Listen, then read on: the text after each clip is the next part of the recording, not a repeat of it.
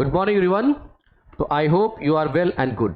तो teachers academy पे आप सबका स्वागत है। डियर स्टूडेंट, जैसा कि टीचर्स एकेडमी आपको प्रोवाइड कर रही है प्रथम प्रश्न पत्र में और यूजीसी नेट जेआरएफ 2023 और 24 के लिए, या इवन कहिए 2024, 25, 26 जब तक आप एग्जाम देंगे तब तक लिए आपको प्रोवाइड क्या कर रही है, 2014 से लेकर 2023 तक के जितने भी यूनिट्स हैं, जो 10 यूनिट है, उसकी व्याख्यात्मक हल जो हम लोग के द्वारा की जा रही है यहाँ पे। ठीक है। अब अगर हम बात करें यहां से, तो पीपल डेवलपमेंट एंड इन्वायरमेंट, ये वाला जो पार्ट है, जो पर्यावरण वाला पार्ट है, ये मैं आपको करवा रहा हूं। मतलब मैं यहां पे सूर्यांक सर और आपको पढ़ा रहा हूं इन्वायरमेंट वाला पार्ट। ठीक है। गुड मॉर्निंग जितने लोग भी जुड़ रहे हो। अब यहां से ही अगर हम बात करें तो ये वाला जो पार्ट है डियर स्टूडेंट्स, ये पार्ट नंबर 7 है। जो न्यू स्टूडेंट्स अगर हमारे साथ जुड़ रहे होंगे, यहां से 6 नंबर तक पार्ट हम कर चुके हैं। आप जा करके उसको इसी टीचर्स एकेडमी पे आप देख सकते हो। ठीक है। तो गुड मॉर्निंग एवरीवन। जो जो लोग मेरे साथ जुड़े हैं सबको नमस्कार, सबको नमस्कार और सबको मोस्ट वेलकम भाई। जो जो लोग मेरे साथ जुड़ रहे हैं सबको गुड मॉर्निंग, नमस्कार। डेफिनेटली है डियर स्टूडेंट्स, आपको इन सब से फायदा हो रहा होगा।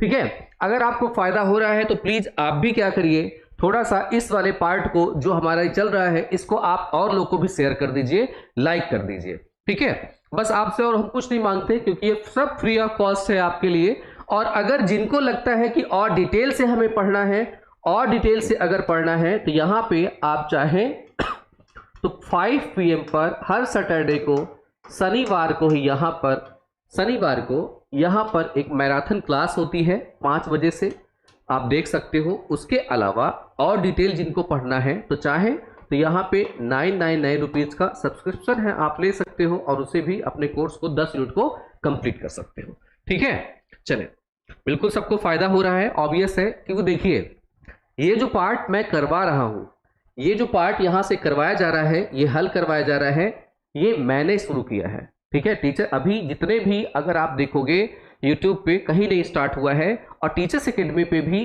टीम जो हमारी है, एक बैठ करके आइडियाज शेयर हो रहे थे। फिर ये हुआ कि यहाँ पर क्या किया जाए, मैं दिया कि यहाँ से 2014 से लेकर के 2023 तक के क्वेश्चंस करवाइए, क्योंकि स्टूडेंट्स की वहाँ पे डिमांड होती है और कंफ्यूज होता है कहाँ से करें कहाँ से ना करें। ठीक है। क्योंकि बुक में, हर एक बुक में कुछ ना कुछ अलग अलग चीज़ें आपको दी होती है। ठीक है। चलो, तो ओके डियर स्टूडेंट्स, स्टार्ट करते हैं। गुड मॉर्निंग पार्वती जी, अंजलि पाठक जी, रुचि जी, जयश्री जी, सबको गुड मॉर्निंग।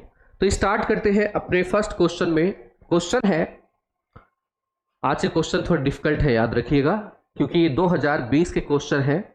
अब यहां से स्टार्ट हो रहा है ये 2020 का क्वेश्चन। कल भी मैंने करवाया था 2020 का क्वेश्चन। अगर मैं टाइम की बात करूं तो ये जो क्वेश्चन है, ये है कब का, ये जून का है, जून 2020 का क्वेश्चन है। ठीक। और यहां से ही आप देखोगे 2019 से या इसके पहले के उसने लेवल कैसे बढ़ा दिया है। ठीक। क्वेश्चन कठिन हो गए हैं। ठीक है। चलिए स्टार्ट करते हैं।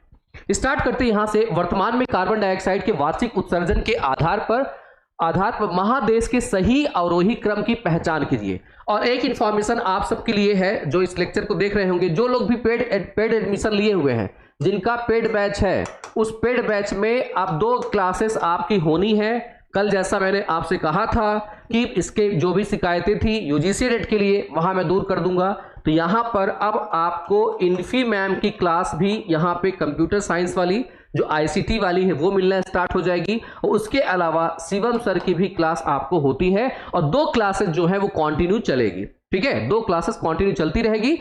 जब इनके खत्म होंगे तो मैं भी अपना कोर्स खत्म करूंगा, बाकी जितने यूनिट्स है टीचर्स के वो भी अपना खत्म करेंगे। ठीक है। चलें स्टार्ट करिए। बताइए भाई आप सब। यहां से क्वेश्चन आपकी स्क्रीन पे है, वर्तमान में कार्बन डाइऑक्साइड के वार्षिक उत्सर्जन के आधार पर महादेश के सही अवरोही क्रम को पहचान करना है। अफ्रीका, एशिया, यूरोप, उत्तरी अमेरिका या नॉर्थ अमेरिका। कौन सा आंसर होगा यहां पर, जल्दी से आप लोग बताइए।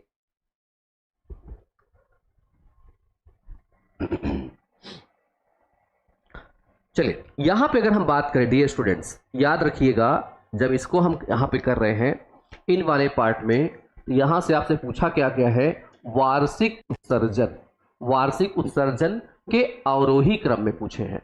अवरोही क्रम की अगर हम बात करते हैं तो यहां पे आपसे पूछा है डिक्रीजिंग ऑर्डर में। ठीक है, यहाँ पे क्या पूछा है, डिक्रीजिंग ऑर्डर में सबसे अधिक और सबसे कम कौन। जब हम यहाँ पे बात करें, आप इनकी बात करें, जैसे हम लोग कल बात कर रहे थे कि इसमें सबसे पॉपुलेटेड कंट्री की बात करेंगे तो इसमें आएगा कौन सा है, चाइना, और इसी में अगर देखा जाए तो यहाँ पे इंडिया पॉपुलेटेड कंट्री है, ऊपर से क्या है, विकासशील देश है। जब विकासशील देश होंगे तो अपना विकास करने के लिए या तो लकड़ी या तो कोयला या तो ऐसे संसाधनों का उपयोग करेंगे ही करेंगे। तकनीकी कमी होगी तो ऑब्वियस है यहाँ पे उत्सर्जन अधिक होगा। तो सबसे पहले हम किस पे आएंगे, एशिया पे आएंगे। तो यहाँ पे हम अगर देखें दो ऑप्शन है, एक तो डी वाला यहाँ से पहला ऑप्शन में है, यहाँ डी वाला पहला ऑप्शन में है, एक ऑप्शन में क्या है, बी है, और एक ऑप्शन में यहाँ भी हम देखें बी है। ठीक है, फिर इसके बाद यहां से हम आ गए, अब आते हैं एशिया की जो कंट्री है। चाहे हम बात करें एशिया की जो कंट्री, दो बड़ी कंट्रियां हैं, एक इंडिया हो गई, एक चाइना हो गई। अब इसके बाद इसके पहले की भी कंट्री देखा जाए कौन बड़ी है, तो इन सब में जब बड़ी कंट्री में आप ढूंढ, बड़ी कंट्री की हम बात कर रहे हैं, यहाँ अफ्रीकन यूनियन की हम बात नहीं कर रहे हैं। ठीक है, बड़ी कंट्री में आए जिसके पास यहाँ पे क्या है, तकनीकी भी है, तकनीकी है इसकी, और बड़ा देश है, पॉपुलेटेड भी है। तो यहां से एक हम बात करेंगे इसकी, उत्तरी अमेरिका की। तो पहले नंबर पे कौन आएगा, ये, दूसरे नंबर पे कौन आएगा, ये। ठीक है, इस वाले में तो यहाँ दोनों हम देख सकते हैं बीडी है, और दोनों में क्या देख सकते हैं, बीडी है। ठीक है, अब इसके बाद दिमाग में हमेशा बना के रखिएगा कि इसके बाद जो कंट्री आती है वो कौन सी आएगी, यूरोप वाली है। ठीक, तो यहाँ पे कौन है, सी। और फिर इसके बाद जितने भी अफ्रीकी कंट्री हैं, जो कि अब आपको लग रहा होगा कि अफ्रीकी कंट्री तो गरीब है, गरीब तो है, इनके पास संसाधन भी है, लेकिन संसाधनों का यूटिलाइज करने का इनके पास तकनीकी कम है, इसलिए नहीं कर पाते। कोयले का भंडार भी है, पेट्रोलियम भी है, गोल्ड भी है, हीरा भी है, सब कुछ है, पर तकनीकी कमी है, बस इतनी दिक्कत है। ठीक है, यहाँ पे इसलिए ए वाला क्या है, सबसे लास्ट में होगा। तो अपने आंसर क्या होगा यहाँ से, दूसरा। ठीक, चलिए आगे बढ़ते हैं नेक्स्ट क्वेश्चन की तरफ। नेक्स्ट क्वेश्चन है, विकास हेतु वैश्विक सहभागिता के सहस्त्राब्दी विकास लक्ष्य, जिसको हम कहते हैं एमडीजीज में, विशेषकर निम्नलिखित में से किन नई प्रौद्योगिकियों का लाभ मुहैया कराना अभिकल्पित है। मिलेनियम डेवलपमेंट गोल के अंतर्गत जो अचीवमेंट हमें लाना है, तो उसके अंतर्गत कौन सा प्रोग्राम कम्युनिकेशन के लिए खास कर लाया गया। तो ये देखा जाए तो आपके सिलेबस से ही है, आप उसको देखोगे तो अपना सिलेबस वाला ही आप उसको टिक कर देना। क्वेश्चन नंबर प्लीज आप लोग डाल के आंसर करिए, जितने लोग भी मेरे साथ जुड़े हैं। ठीक है, जितने लोग भी जुड़े हैं आप सब क्वेश्चन नंबर डाल के इस पे आंसर करिए प्लीज।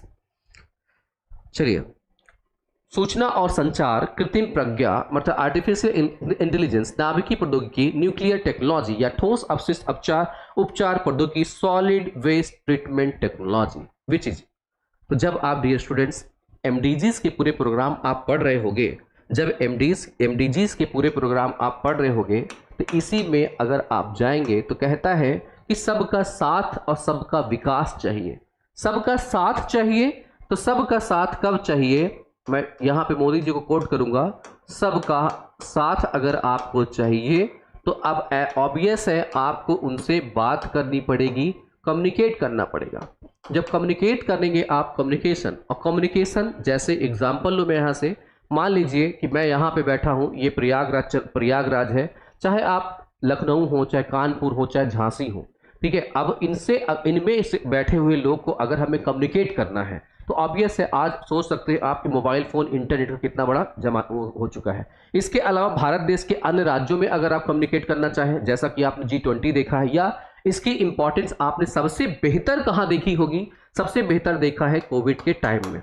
कोविड के टाइम में देखा है, और आप मुझे सुन पा रहे हैं, देख पा रहे हैं, अलग अलग जगह से बैठ करके, वो क्या है, ICT का ही एक पार्ट है। ठीक है, तो ये क्या करता है, कम्युनिकेशन को बढ़ाता है। तो यहाँ पे हम किसको लेंगे, सूचना और संचार को लेंगे। तो यहाँ पे उत्तर क्या होगा, ये सोचिए ये संकल्पना कब आई थी, ये संकल्पना लाई गई थी सन 2000 में लाई गई थी, और कब तक के लिए, 2015 तक के लिए। सोचिए तब की तकनीकी है, ऑब्वियस है तब तक इंटरनेट आ चुका था, लेकिन इतने व्यापक स्तर पे यूज नहीं हो रहा था।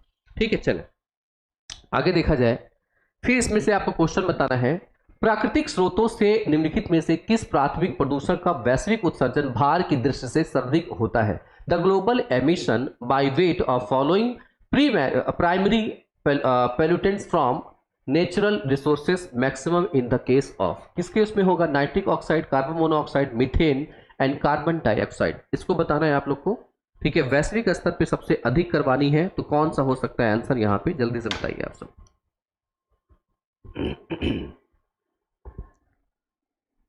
चले क्वेश्चन नंबर डाल के आंसर करिए, क्योंकि नेटवर्क प्रॉब्लम जब होती है तो जो पुराने आप आंसर दिए होते हो वो फिर क्या होता है, वो लेट से आता है आंसर, तो फिर पता चला कन्फ्यूजन स्टार्ट हो जाता है और आपको लगता है कि आपके क्वेश्चन गलत हो रहे हैं। ठीक है, थ्री का डी आंसर आ रहा है बहुत लोग का। यहाँ से देखिए बिल्कुल, अगर हम बात करें यहाँ से आंसर की बात किया जाए तो ये वाले अगर पोर्शन में देखें तो बिल्कुल सही है। अब अगर बात किया जाए जो पोल्यूशन है, जो पोल्यूशन होता है डियर स्टूडेंट्स, पोल्यूशन को भी आप देखते हो यहाँ पे मापक के तौर पे, यहाँ पे अगर हम देखें जो मापक के तौर पे हम गैस को लेते हैं, ठीक है, किसको लेते हैं, गैस को लेते हैं, वो इसी को लेते हैं CO2 को। एक तो प्रदूषक गैस हुई, दूसरी अगर हम बात करें यहीं से प्रदूषण के अलावा और अगर हम बात करें तो यहाँ से, तो इसी में जब आप देखोगे कि CO2 की अगर बात किया जाए तो ये क्या है, एक ग्रीन हाउस गैस भी है। ग्रीन हाउस गैस का मतलब क्या है कि ये क्या करती है, ताप बढ़ाने का काम करती है, पृथ्वी के ताप को बढ़ाने का। लेकिन एक अमाउंट तक क्या है, एक अमाउंट अगर इसकी है, या अगर हम बात करें इसका जो प्रतिशत है ये कितना है 0.0033, और कहीं आप पढ़ोगे ये संख्या चेंज करके कहीं 4 लिखा होगा, कहीं 6 लिखा होगा। तो जब तक ये संख्या इतनी है तब तक पृथ्वी का जो टेम्परेचर है वो हमारे जीने के लिए तो ठीक ठाक बना हुआ है। लेकिन जैसे ही मानव प्रतिक्रिया के द्वारा इसका जो अमाउंट है बढ़ना शुरू हो गया तो ये क्या हुआ, ग्लोबल वार्मिंग गैस कहलाना स्टार्ट कर दी। ठीक, उसके अलावा आप मेथेन गैस को देखोगे जिसको हम CH4 बोलते हैं, तो CH4 अगर मेथेन की बात किया जाए तो ये भी क्या है, ग्लोबल वार्मिंग गैस की तरह ही काम करती है, लेकिन अगर इसकी मात्रा कहाँ कहाँ से मिलती है उस पर डिपेंड करता है। इसी की अगर बात करें तो एक CNG कंप्रेस्ड नेचुरल गैस है, उसका ये मेन कंपोनेंट होता है। इसी तरह से कार्बन मोनोऑक्साइड की बात करें जिसको हम CO बोलते हैं, कार्बन मोनोऑक्साइड को और ऑक्सीजन को दोनों अगर मनुष्य सांस में ले ले तो यहाँ पे कार्बन मोनोऑक्साइड मनुष्य की जो हीमोग्लोबिन है उससे सबसे ज़्यादा प्रतिक्रिया करती है और मनुष्य की मौत हो जाती है। जब हम नाइट्रिक ऑक्साइड की बात करते हैं और इससे अगर हम क्या करें, एसिड बनाएं HNO3, तो ये क्या करता है, एसिड रेन की तरह काम करता है। ठीक है, एसिड की तरह काम करता है। नेक्स्ट क्वेश्चन पे आते हैं हम लोग। नेक्स्ट क्वेश्चन है आपके स्क्रीन पे, यहाँ से पहले इसका उत्तर कह रहा हूँ मैं, इसमें ऑप्शंस में देख लूँ, है ना, है तो match list with first and second which contain water pollutant and their resources. सूची 1 दिया हुआ है इधर और यहाँ पे सूची 2 दी है। अब अगर आपको दिख रहा होगा तो अच्छी बात है, आई होप कि आपको दिख रहा हो। बस 1 मिनट से नाइट राइट, 1 मिनट, ब्राइटनेस थोड़ी कम करने की कोशिश करता हूँ आपके लिए। नहीं, हेलो, तो चेंज हो गया, देखिए आपको दिख रहा है, बताइएगा आप सब। Match list first with list second which contain water pollutant and this. सूची 1 दिया हुआ है जल प्रदूषक, अधिक ऑक्सीजन की मांग करने वाले जलाशय, दूसरा है पादप पोषक तत्व, तीसरा है अम्ल एसिड, चौथा है पॉलीक्लोरेटेड बायोफेनाइल PCBs। ये कल हमारे क्वेश्चन में था। फिर यहां से बात किया जाए सूची 2 की बात करें तो खान अपवाहन माइन ड्रेन्स, आधुनिक वॉशिंग पाउडर और कृषि अपक्षय moderate washing and powder, and third वाला है अपशिष्ट भस्मीकरण और विषाक्त पाठस्थल। फिर है चौथा पेपर मिल्स और खाद्य प्रसंस्करण इकाइयां। यहां से आपको बताना है कि कौन सा आंसर होगा। मैं स्क्रीन से हट रहा हूं, आप सब देख लो जल्दी से, इसका आंसर देने की कोशिश करें आप सब।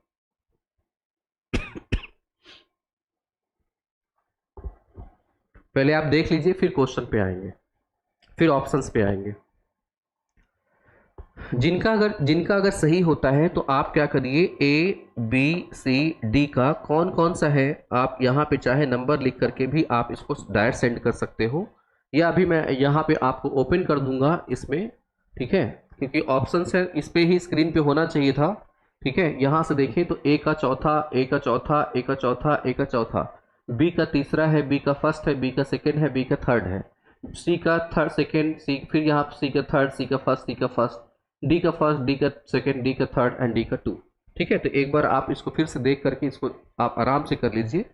ठीक है, चलो, जब अगर हम बात करते हैं डियर स्टूडेंट्स, यहाँ पे अगर देखा जाए तो आपसे पूछा है पहली सूची में और दूसरी सूची में आपसे पूछा गया है। ठीक है, यहां से ध्यान देते हैं, आपसे पहले में पूछा गया है कि यहाँ पे जल प्रदूषक है और अधिक ऑक्सीजन की मांग करने वाले जो जलाशय हैं, जब अधिक यहां से मांग करेगा, अधिक मांग करेगा तो क्या खान अपवहन की बात किया जाए, आधुनिक वॉशिंग पाउडर और किसी अपक्षय की बात किया जाए, फिर यहां से अपशिष्ट भस्मीकरण की बात किया जाए, और एक आता है पेपर मिल प्रसंस्करण की बात करते हैं। तो यहां से इन क्वेश्चंस के बारे में आपसे पूछा गया है।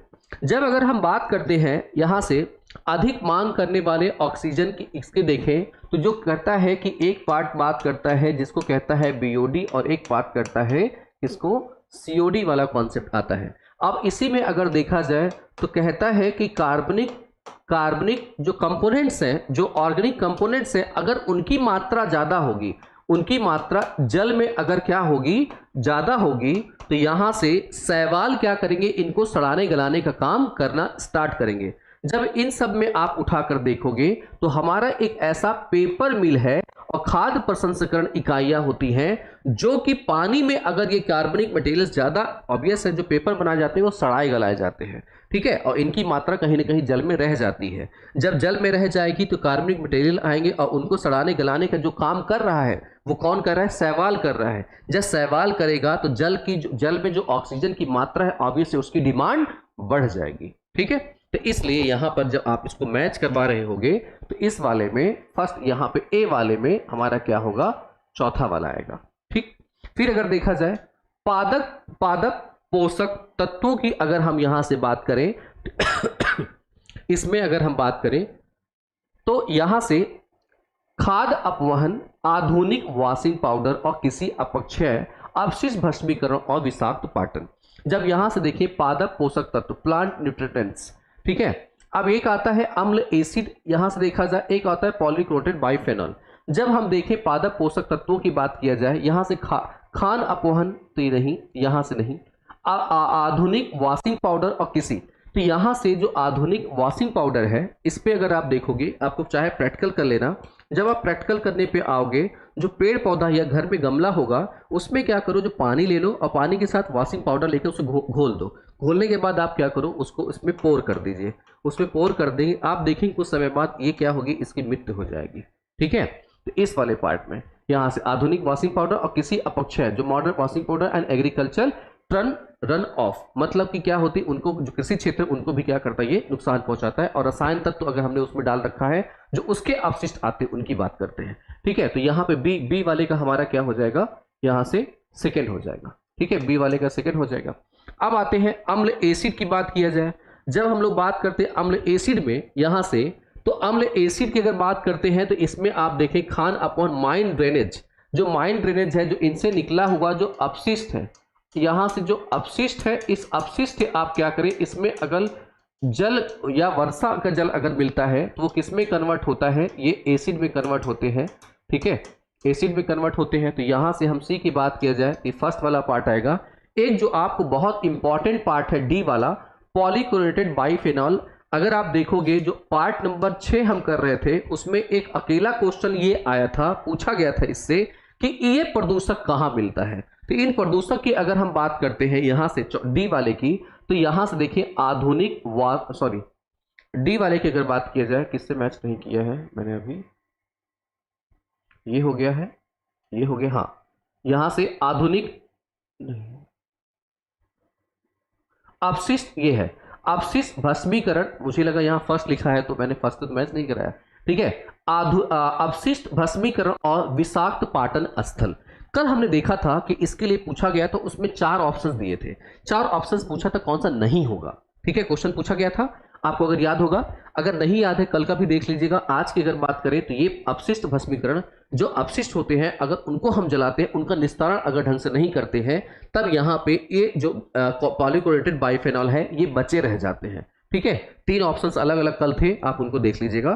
तो अपने आंसर की अगर हम बात करें, यहाँ से ए का चौथा, बी का दूसरा, सी का फर्स्ट था और डी का थर्ड, तो यहाँ से आंसर क्या हो जाएगा अपना, डी हो जाएगा, ठीक है। चलिए अब आते हैं नेक्स्ट क्वेश्चन पे। नेक्स्ट क्वेश्चन की बात किया जाए, यहां से अगला है प्रणाली निम्नलिखित में से, ये तो आपके आईसीटी का पार्ट है, ये मैम करवाएंगे आपको, ये गलती से आ गए यहाँ पे। चलिए नेक्स्ट क्वेश्चन पे आते हैं। सहस्त्राब्दी विकास लक्ष्यों के तहत लक्ष्य 4 में वर्ष 1990 से लेकर 2015 के बीच 5 वर्ष से कम आयु बाल मृत्यु दर में प्राप्त की जाने वाली लक्षित कमी कितनी प्रतिशत थी? आधी, 2/3, 3/4, 1/3। इसका आंसर आप सबको बताना है। ठीक है, सुप्रभात भाई, सबको नमस्कार। जो लोग अभी जुड़ रहे हैं सबको नमस्कार, सुप्रभात, सबको गुड मॉर्निंग। जितने लोग अभी जुड़ रहे हो आप इसका आंसर करिए आप सब यहां से। तो शताब्दी विकास लक्ष्यों के तहत 4 में जो दिया गया है, यहां से पूछ रहा है कि भाई क्वेश्चन का आंसर क्या होगा, जल्दी से बताइए।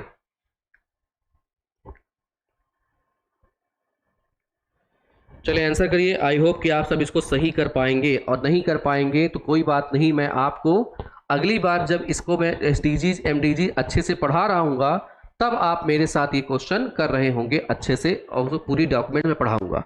ठीक है, चलिए आइए जल्दी से बताइए इसको।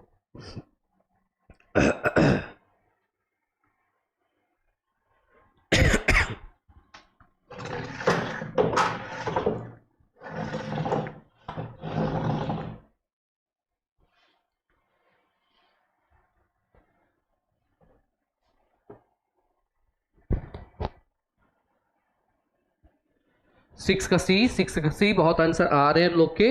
देखो यहां याद रखिएगा, जब हम बात करते हैं किसकी बात कर रहे हैं, शताब्दी विकास लक्ष्यों के तहत 4 में 1990 से बीच 5 वर्ष से कम आयु वर्ष के बच्चों की हम किसी बाल मृत्यु दर की बात करते हैं, तो यहां पे इसकी बात किया जाए तो ये 2/3 है। कितना है? 2/3।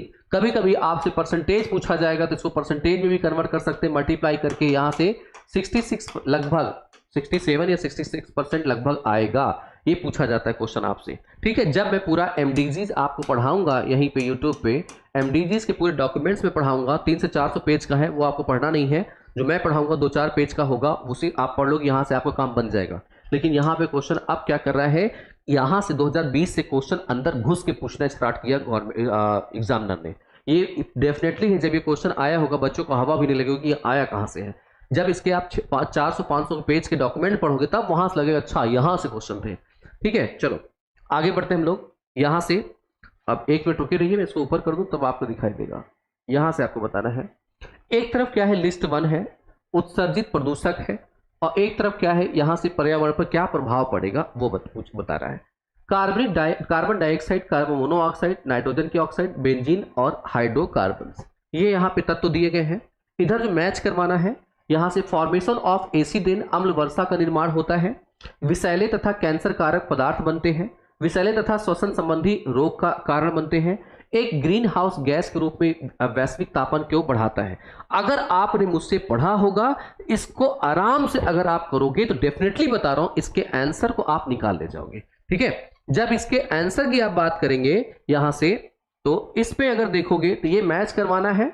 अब ये चीज वहीं पे लगी होती ज्यादा अच्छा था, मैं अब कल से कोशिश करूंगा कि इसको वहां लगवा पाऊं। ठीक है, लेकिन समस्या क्या है ना, कंटेंट फिर छोटा बहुत होने लगता है तो आपको दिखता नहीं होगा। फिलहाल आप अभी कर लो, फिर जिनको लगता है आंसर आप इस तरह से भी दे सकते हो, ए का कौन सा, बी का कौन सा, सी का कौन सा, डी का कौन सा, आप ऐसे भी आंसर कर सकते हैं। बताइए आप लोग, इसको सोच के एकदम करिएगा, बहुत जल्दीबाजी नहीं है। इसलिए 2020 क्वेश्चन बहुत आराम से करवाने पड़ने, क्योंकि क्वेश्चन यहाँ से रिपीट पक्का होना है, बहुत आराम से करिएगा।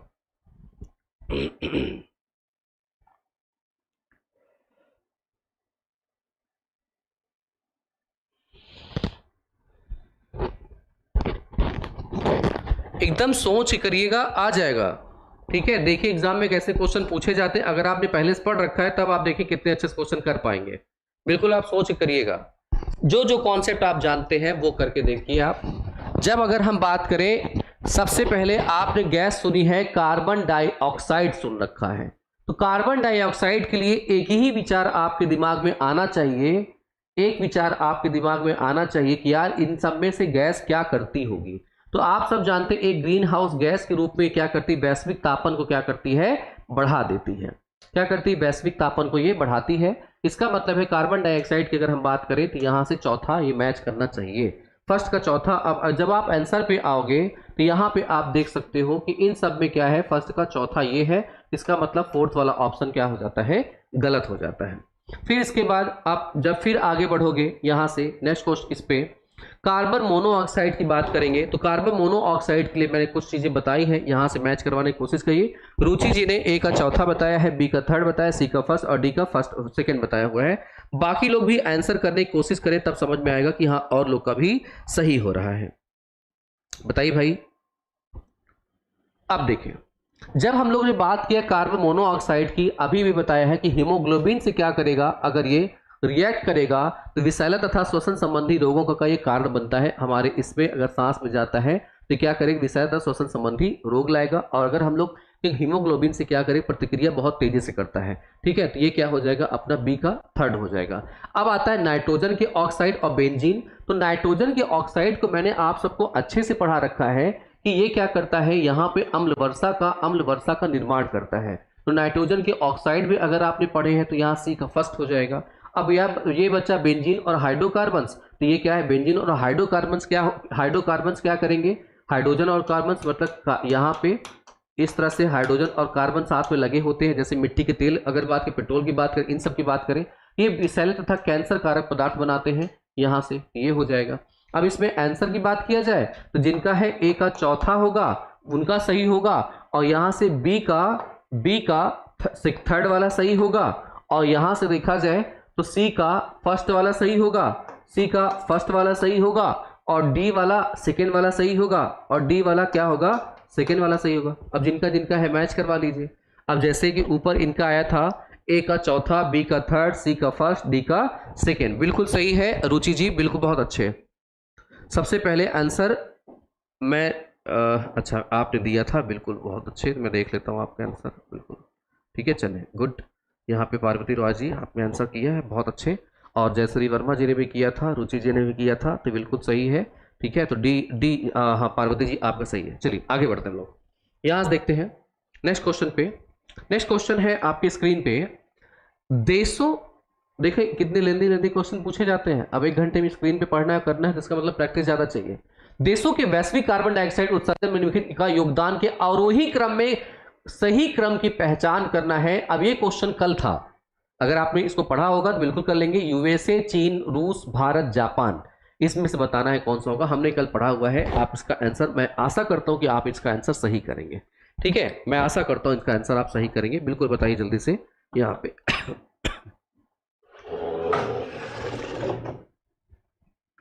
चलिए बताइए आप सब जल्दी से।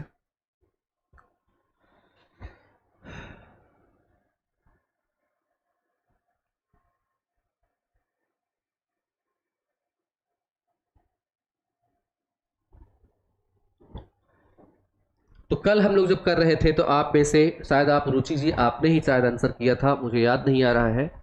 तो यहाँ पे क्या हुआ था, सबसे अग्रणी हमने किसको बना दिया था, चीन को बनाया हुआ था। यहाँ पे सबसे अग्रणी चीन होगा, तो सबसे अग्रणी अगर हम चीन को कर दें तो यहाँ पे ये ऑप्शन हमको दिख रहा है बी और ए। तो यहाँ पे ए वाले की बात किया जाए, इसके बाद कौन होगा, यूएसए होगा। फिर इन दोनों इसमें देखा जाए तो ये कौन सा है, डी वाला। तो थर्ड नंबर के पे कौन सा है, भारत देश है। अब आते हैं जापान और रूस की बात करते हैं। जब जापान और रूस की अगर हम बात करें तो इनमें से अग्रणी भाई कौन हो जाएगा, इसमें से देखा जाए तो अग्रणी की बात करें तो इसमें रसिया और जापान में, तो आप देखोगे इसमें कौन है, सी वाले हैं। तो इसमें से ये, तो ऑप्शन अपना कौन होगा, यहाँ से सी, और ये कौन है, ई। ये क्या मिलेगा आपको, लिस्ट मिलती है जब, और इसकी ये कहाँ से आता है, ये करंट से पार्ट से आता है। और जब हम लोग क्या करेंगे, आपका एग्जाम 20 से 21 दिन बचा होगा, ये चीज़ें आप एक बार टीचर्स अकेडमी पे जरूर बने रहिएगा। इन सब सारी चीज़ों को मैं अपडेट करवाऊंगा। हो सकता है कि यही का यही रहे, हो सकता है आगे पीछे भी हो सकता है, ठीक है। चलिए आगे बढ़ते हैं नेक्स्ट क्वेश्चन की तरफ। आपका नेक्स्ट क्वेश्चन आपकी स्क्रीन पे है, यहाँ पे नेक्स्ट क्वेश्चन है, नीचे 2 कथन दिए गए हैं, पहला अभिकथन ए, दूसरा उसका क्या है, तर्क है। ये है तर्क की अगर बात किया जाए, आर अभिकथन और आर अपेक्षाओं, कहाँ है यार, कहाँ से स्टार्ट, 1 मिनट रुक जाइए। आर अभिकथन ए, उपयुक्त अभिकल्प अपेक्षाओं सहित कोई पवन चक्की 60% से 65% की कार्य कुशलता पर प्रचलन के लिए निर्मित की जा सकती है। इसका कारण क्या है, आर है पवन चक्की की कार्यकुशलता उसके अधिकतम प्राचक्लों पर निर्भर करता है। मतलब the efficiency of wind mile depends on it's design parameters. ठीक है, यहां से बताना है। और ऐसे क्वेश्चन के लिए मैं फिर बोल दूं, ऐसे क्वेश्चन के लिए परेशान मत होइएगा। ऐसे क्वेश्चंस अगर आपको नहीं आते हैं तो घबराइएगा नहीं, क्योंकि ऐसे क्वेश्चन डॉक्यूमेंट से आते हैं, रिसर्च से आते हैं। आप अगर बुक पढ़ोगे, बुक में नहीं मिलेगा। ठीक है, तो ऐसे क्वेश्चंस को आपको क्या करना है, good morning everyone, good morning. ऐसे क्वेश्चंस को आपको क्या करना है, इसकी नोट्स बना लेनी है, इसको याद कर लेना है। अगर ऐसा क्वेश्चन आता है तो अच्छी बात, नहीं आता तो फिर जो भी मन करे वो क्वेश्चन का आंसर अपनी पढ़ा होगा तो कुछ ना कुछ इस पे करके आप पाएंगे। ठीक है, क्योंकि सबके डेटा हम याद नहीं कर पाएंगे। ठीक है, सबके डेटा याद नहीं किया जा सकता है कि किसकी कार्यकुशलता कितनी अधिक है। देखो, अब यहां से असर्शन रीजन पे जाएंगे। जो आयोग ने आंसर माना था, जो आयोग ने आंसर क्या माना है, ठीक, आयोग ने आंसर माना है। अभी पहले दिमाग थोड़ा सा लगाते हैं। कोई पवन चक्की की अगर बात करें, कोई पवन चक्की 60% 65% की कार्यकुशलता क्षमता पर प्रचालन के लिए निर्मित की जा सकती है। अब इसमें आंसर की बात करें तो यहां पे पहला स्टेटमेंट कहता है कि भाई ये क्या है, गलत है। ठीक है, पहला स्टेटमेंट। अगर क्वेश्चन के 1 मिनट रुक जाइए, वेबसाइट पे ही हूं मैं।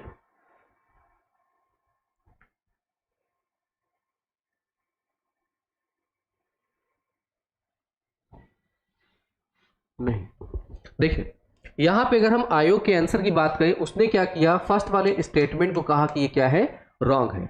दूसरे वाले स्टेटमेंट को आर वाले कहा ये सही है। यहां पे हम लोग अगर अपना दिमाग लगाएं, अपना तर्क लगाएं अगर, तो यहां से पवन चक्की की कार्यकुशलता उसके अधिकल्पन मतलब उसके डिजाइन पर क्या करती है, डिपेंड करती है। बिल्कुल सही बात है। अगर वायु उतनी ही बनी रहे, अलग अलग क्षेत्रों में देखा गया है, चाहे अमेरिका की बात करें, चाहे यूरोप की बात करें, चाहे एशिया की बात करें और उनके अलग अलग देशों की बात करें, तो यूरोप वाले पार्ट में पवन चक्की का इस्तेमाल किया जाता है। आज भी क्या किया जाता है, छतों पे छोटे छोटे पंखे लगाए जा रहे हैं, बहुत छोटे छोटे पंखे लगाए जा रहे हैं। ज्यादा से ज्यादा एक मेरी हथेली है उतने बड़े बड़े पंखे, और कई हजारों की मात्रा में लगाए जा रहे हैं। ठीक है, ताकि उनको क्या किया जा रहा है, इस टाइप से उनको क्या किया जा रहा है, एक मतलब छोटे छोटे खांचों में लगा दिया छोटे छोटे पंखे, और इनकी जो इलेक्ट्रिसिटी है जो जनरेट हो रही उसको एक जगह जोड़ दिया गया। ठीक है, तो ये अगर खराब भी होता है तो इस वाले को अगर हम बदल दें, खराब हो जाए तो ये बदल दिया जा सकता है, ये खराब ये बदला जा सकता है। तो ऑब्वियस है इनके डिजाइन पे डिपेंड करता है। लेकिन यहां पे अगर हम आए, इसकी बात किया जाए तो ये कितना परसेंटेज होगा ये अभी हमें क्लियर नहीं है। लेकिन आयोग ने क्या किया था, इसको गलत माना था। अब अगर इसकी एफिशिएंसी की बात करें तो कहीं कहीं लिखा होता है 50 से 55% आता है। ठीक है, कहीं कहीं अलग बुक में देखोगे तो इतना भी दिया हुआ है। ठीक है, तो अब इस पे ये आयोग ने गलत माना था, इसलिए एग्जैक्ट मुझको इसका आंसर नहीं मालूम है इस वाले का। तो जब ऐसे क्वेश्चंस अगर आते हैं तो आप उसको टिक कर सकते हैं जो आयोग ने माना हुआ है। ठीक है, चलें आगे बढ़ते हैं हम लोग। ए इनकरेक्ट है, ए करेक्ट है, वो वही समस्या है ना कि कैसे। ठीक है, तो यहाँ पे आंसर क्या होगा, ये आयोग ने माना हुआ, तो मैं यहाँ टिक कर रहा हूँ। ठीक, चलिए आगे देखते हैं हम लोग। नेक्स्ट क्वेश्चन है, निम्नलिखित नीचे दिए गए आपदा न्यूनीकरण उपायों में से उस उपायों को अभिज्ञात करें जिन्हें असंरक्षित के रूप में वर्गीकृत किया गया है। From disaster mitigation measure given below, identify the measures which can be characterised as non structural. क्या है, बांध बनाना, मतलब जब फ्लड आता है तो बांध बना देना, भूमि उपयोग क्षेत्र निर्धारित करना, बाढ़ आशंकित क्षेत्रों में घरों को ऊपर ऊंचा उठाना, बीमा कार्यक्रम बनाना मतलब तैयार करना, तूफान सुरक्षित कक्ष को मजबूत करना। इनमें से बताना है कि कौन सा क्या क्या हम कर सकते हैं। आंसर है BD, ABD, BDE या ABDE। ठीक है, अब पहले आप क्वेश्चन ठीक से पढ़ लो, फिर मैं आंसर आपको ले आता हूं। क्वेश्चन पहले ठीक से कर ले, फिर लाता हूं।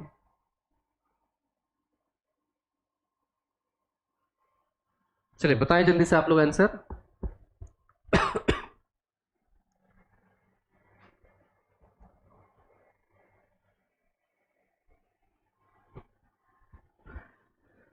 देखिए याद रखिएगा, एक और कॉन्सेप्ट है यहां से। जब हम बात करते हैं किसका, डिजास्टर मिटिगेशन की बात करें, मिटिगेशन मतलब कम करना। ये डिजास्टर मैनेजमेंट की बात किया जाए तो डिजास्टर मैनेजमेंट वर्ल्ड लेवल पे कहा गया कि क्या करना चाहिए, डिजास्टर मैनेजमेंट है तो हमें एक फ्रेमवर्क बनाना चाहिए, जिसके लिए आया था सेंदाई फ्रेमवर्क आया था, सेंदाई फ्रेमवर्क। कभी कभी आपसे क्वेश्चन पूछता है कि सेंदाई फ्रेमवर्क का किससे संबंध है, तो सेंदाई फ्रेमवर्क का संबंध जो है, जो आपदाएं आती है उसका निम्नीकरण करना है, उसके लिए वैश्विक स्तर पर बैठक हुई थी, उस वैश्वीकरण से एक डॉक्यूमेंट निकला, ठीक है, उसको अलग अलग देश उसको फॉलो भी करते हैं। ये सेंदाई फ्रेमवर्क आपसे क्वेश्चन कभी कभी पूछता है। तो यहाँ से मेरे सामने जो आंसर आ रहा है 10 का ए आ रहा है, कुछ लोग दे रहे हैं। अब यहाँ से आंसर आप देख करके इस आंसर को कर सकते हो, प्लीज आप इसको बताने की कोशिश करें, ठीक है, यहाँ से बताने की कोशिश करें। तो इसमें से आंसर कौन सा होगा। अब आते हैं हम लोग यहाँ से कुछ बात करते हैं, जैसे जब अगर बात की जाए मिटिगेट करना है, कम करना है, तो बाढ़ तटबंध। अब आप ये बताइए, जब अगर हम बात करें नीचे दिए गए आपदा न्यूनीकरण उपायों में से उस उपाय को बताइए। अब अगर नदी यहाँ पे है तो यहाँ पे तटबंध तो हमारे बने होते हैं, ठीक है, यहाँ पे तटबंध तो ये हम क्या करते हैं, बनाते ही हैं। लेकिन हम क्या करें, जब यहाँ से अलाउ, जैसे मैं प्रयागराज में रहता हूँ यहाँ बात कर रहा हूँ, या अगर आप हिमाचल प्रदेश उत्तराखंड की बात करें यहाँ, तो इनके जो ये वाले क्षेत्र हैं, तराइन वाले क्षेत्र हैं, हम जाकर यहीं ही बस जाएं, घर बनाएं, तो क्या तटबंध हम क्या यहाँ तक ले जाएंगे, क्या तटबंध हम पूरा अपना इसका फिर से यहाँ तक रीजनरेट करेंगे, ठीक है। तो नदी क्या करेगी, नदी अपना बाढ़ तो लाएगी ही लाएगी। तो यहाँ से केवल यही नहीं करना है, इसके अलावा जो इसमें, इसके अलावा आपको क्या करना है, नदी की जो इसमें मिट्टी भराव होती है उसको कम करना है। उसके अलावा जो प्रदूषण टाउन एरिया से बहते हैं और इसमें जाकर के इसको बंद कर देते, मतलब इसको छिछला कर देते हैं, उसकी वजह से बाढ़ आता है, चाहे भले आप तटबंध बनाए रखिए, ठीक है। तो ये केवल यहाँ पे ये मिटिगेट नहीं होगा। और किस पे आए, भूमि प्रयोग क्षेत्र निर्धारित करना। जब आप अगर क्या करोगे, भारत सरकार की डॉक्यूमेंट जब आप पढ़ रहे होगे, और भारत सरकार में ने यहाँ भी बताती है भारत सरकार कि आप क्या करें, जब घर का निर्माण कर रहे होते हो, तो घर का निर्माण करते हैं, तो हम सबको पता होता है यहाँ से क्या करती है सरकार, इसको इस पे भारत वाले एरिया को कई जोन में इसने क्या कर रखा है, बांट रखा है, अलग अलग क्षेत्रों में क्या कर रखा है, इसको बांट रखा है। और एक यहाँ से क्या सरकार कहती है कि क्या है, भूकंप कहाँ कैसे आते हैं उन क्षेत्रों के बारे में बताता है। ये क्षेत्र अगर आप देखोगे जो कि हिमालय का क्षेत्र है, जहाँ पे सबसे अधिक भूकंप आता है, इस वाले क्षेत्र में अगर आप चले जाएं तो इसमें भी भूकंप, जैसे यहाँ पे चले जाएं तो जो रन ऑफ कच्छ वाला है, गुजरात वाला पार्ट, यहाँ भूकंप अधिक आते हैं। और इसी तरह से आप मध्य भारत की बात करें तो यहाँ भूकंप कम आता है। यहाँ अगर दक्षिण भारत की बात करें, यहाँ भूकंप एकदम कम आता है। तो इन सब क्षेत्रों में जब आप जमीन खरीद रहे होगे तो भूमि का उपयोग आप कैसे कर रहे होगे, ऐसा भी सरकार नहीं करेगी कि जो तटीय क्षेत्र है आपको भूमि यहाँ प्रोवाइड कर देगी, या आप जाके पहाड़ों पे ही घर बनाना स्टार्ट कर दोगे, या जंगल में आप जाके करोगे। तो यहाँ पे जो भूमि उपयोग है इसमें भी क्या करती है, निर्धारित करती है, ठीक है। तो यहाँ पे भी अब फिर क्या है, बाढ़ आंशिक क्षेत्रों में घरों को ऊंचा उठाना, रेजिंग। अब ये बताओ, अब कितना ऊंचा, गंगा जी के तटे पे चले जाओ और वहां पे मान लिया खंबे लगा करके हम यहाँ बैठे हैं, ठीक है। तो इससे क्या होगा, जो अगर सब लोग घर बनाना स्टार्ट कर देंगे, क्षरित होना स्टार्ट हो जाएगा ना, मतलब वो एरिया क्या होगा, क्षरण होगा उसका। तो यहाँ पे सी वाला हम नहीं लेंगे। बीमा कार्यक्रम स्टार्ट करना या तूफानी सुरक्षित कच्छ को मजबूत करना, यहाँ वाले अगर हम बात करें, ठीक है, इस वाले पार्ट की, तो बिल्कुल ये हो सकता है, ठीक है, बैरक बना सकते हैं। लेकिन हम ज्यादा कोशिश ये करते हैं जब चक्रवात आते हैं, जो चक्रवात वाले एरिया में इसके अलावा अलग अलग हम कार्य करते हैं, इसके अलावा हम अलग अलग कार्य करते हैं। जहां पे तूफान आते हैं, मैक्सिमम तूफान आते हैं, वहां हम बस्तियां नहीं बसाते हैं, ठीक है। अब जैसे रेगिस्तान में हमको बचना है, पानी चाहिए, तो अब रेगिस्तान थोड़ी घर बसाने जाएंगे आपका, ठीक है, तो ये नहीं लेते। हाँ, यहाँ सरकार क्या करती है, बीमा कार्यक्रम आगे बढ़ाती। जैसे आपने क्या किया, कोविड टाइम में देखा होगा बीमा कंपनियां नाटक कर रही थी पैसा देने के लिए, लेकिन यहाँ पे सरकार ने क्या किया, ये फिर इसके बाद सुप्रीम कोर्ट में मामला गया और उसने कहा कि बीमा आदमी इसीलिए करवाता है। तो सरकार ने कहा कि ऐसे क्षेत्र जहां जो तटीय क्षेत्र है, जहां चक्रवात अधिक आते हैं, यहाँ पे अगर जान माल की हानि होती तो बीमा होना चाहिए। ऐसे क्षेत्र, इन सब में अगर यहाँ पे भूकंप आते, यहाँ जान माल की हानि होती है, तो इन क्षेत्रों में केंद्र सरकार और प्लस राज्य सरकार दोनों क्या करेगी, बीमा बीमा देगी और उसके अलावा प्राइवेट कंपनियों को भी क्या करती है, प्रोत्साहित करती है। तो अपना जो आंसर यहाँ पे बेस्ट आंसर आएगा वो कौन सा है, यहाँ से ये केवल बी और डी वाला आंसर। आगे बढ़ते हैं हम लोग नेक्स्ट क्वेश्चन पे। ओजोन परत के क्षरण का कारण क्या है? वाष्पशील क्लोरीनेटेड हाइड्रोकार्बन्स, वीओसी जिसको हम बोलते हैं, या वोलेटाइल क्लोरीनेटेड हाइड्रोकार्बन्स, लेकिन इसमें क्या है, क्लोरीन की मात्रा है। थर्मल पावर प्लांटों से उत्सर्जित emission from the thermal power plant, फिर है अर्बन वेस्ट का दहन, फिर है नाइट्रोजन समष्टीकरण उर्वरक का अत्यधिक उपयोग, excessive use of nitrogen containing fertilisers. इसमें से बताना है कौन सा होगा। कि आप, आई होप कि आप सब इसका अच्छे से आंसर कर पाएंगे। ठीक है, तो जो लोग इस लेक्चर को बाद में देख रहे होंगे, प्लीज आप लोग अपने कमेंट्स जरूर करिएगा कि आपको ये प्रोग्राम जो है वो कैसा लग रहा है, कमेंट्स करिएगा, और हो सके तो लाइक कर दीजिए, शेयर कर दीजिए। और जिन लोग को ना पता हो तो ये अपना 7th पार्ट चल रहा है, 7 पार्ट क्वेश्चन का, आप जाकर के इसके 6 पार्ट भी बाकी आप देख सकते हो। इसी टीचर्स अकेडमी पे 5 बजे से यहाँ पे मैराथन क्लास चलती है हर सैटरडे को, आप उसका भी लाभ उठा सकते हैं। लेकिन डिटेल से आपको पढ़ना है तो यहाँ पे एडमिशन्स ओपन है, आप चाहें तो इसमें एडमिशन लेकर के भी अपना प्रोग्राम 10 मिनट पूरी खत्म कर सकते हो। ठीक है, चलें बताइए भाई जल्दी से इसका आंसर। 11 का आंसर मेरे पास अभी जो लोगों ने दिया है, रुचि ने दिया है, इसका आंसर ACD। और बताइए कौन सा आंसर हो सकता है जल्दी से आप लोग।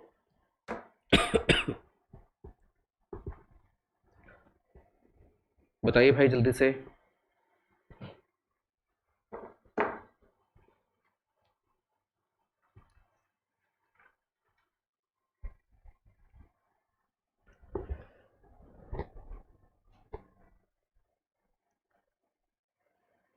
देखिए ध्यान रखिएगा, अब जो बताऊंगा बहुत इंपॉर्टेंट है, और इसको जो पढ़ लेगा उसका क्वेश्चन अब गलत नहीं होगा। ठीक, जब हम बात करें वाष्पशील क्लोरीनेटेड हाइड्रोकार्बन, इसमें जो क्लोरीन है जिसको हमने क्या कहा था, एक तो हमने CFC पढ़ा है, क्लोरोफ्लोरोकार्बन पढ़ा है, क्लोरोफ्लोरोकार्बन, इसमें भी कौन